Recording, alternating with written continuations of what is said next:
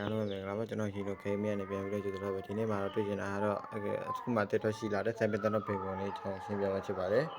ဒီကကျွန်တော်ကတော့ဝင်ကို stop ပြမှာဖြစ်ပါတယ်ဝင်ကိုကို1 minute ခန့်မှစောင့်မယ်ဟုတ်ပြီကျွန်တော်ဘယ်လိုလိုက်ခေါ်လဲဆိုတော့အကြီး3ချိန်ချတယ် brother ရဲ့အကြီး3ချိန်ချရင်အသေးထပ်လိုက်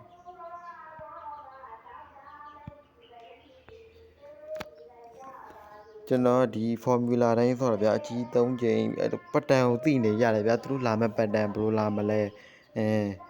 အကြီးကြအသေးထိုးအသေးကြကြီးထိုးဆိုတဲ့ဟာလေးလိုပဲကျွန်တော်ဒါမဲ့ brother တို့မရှင်းရင်လည်းကျွန်တော်တေကမှာကျွန်တော် formula လေးချပေးမယ်ကျွန်တော်ကောက်ကိုပိုင်းရသောကွာလေးနဲ့နှိပ်ပြီးအပိတ်ခဲ့ကြပါအောင်နော်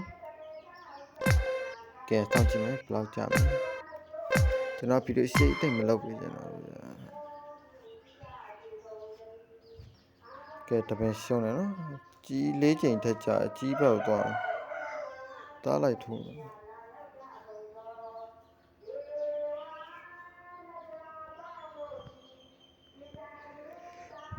၄ချိန်ထက်ကြာလာပြီဆိုအကြီးပဲကြာပဲစလိုက်တာ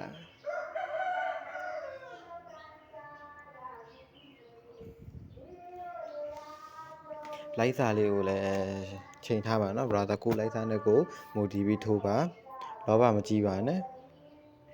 လောဘကြီးရင်ခင်ရကိုရဲ့အမောက်ကိုပြန်စားသွားနိုင်တယ်ကိုကမစားရပဲသူကပြန်စားသွားနိုင်တယ် brother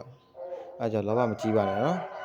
စူဝိုင်းလည်းကျွန်တော်တောင်းပန်ပါတယ်ဥပုံနေနဲ့ကွက်တီဖြစ်နေလို့ပါ brother ကြီးဒါဒီ application တင်လေးနဲ့ဆိုကျွန်တော်ဆန်းသွားကြည့်ရပါဘူး